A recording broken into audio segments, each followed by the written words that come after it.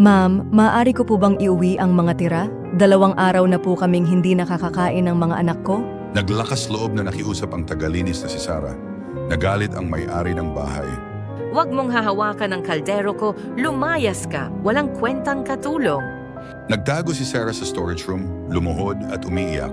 Diyos ko, hindi ko na po kaya. Bigyan mo po ako ng kahit kaunting pag-asa. Habang nagtatrabaho siya, nahimatay siya. Tinulungan siyang makatayo ng anak ng may-ari ng bahay si Emily at nagtanong ng may pag-aalala. Ano pong nangyari sa inyo? Humagulgol si Sarah.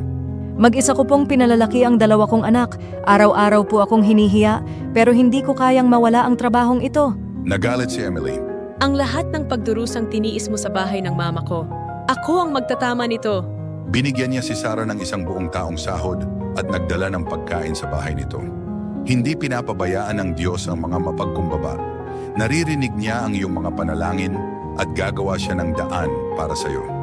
Kung naniniwala kang nakikita ng Diyos ang bawat luha mo, kunin mo ang iyong cellphone at isulat ang Amen at ishare ang mensaheng ito upang mas marami pang makatanggap ng pag-asa.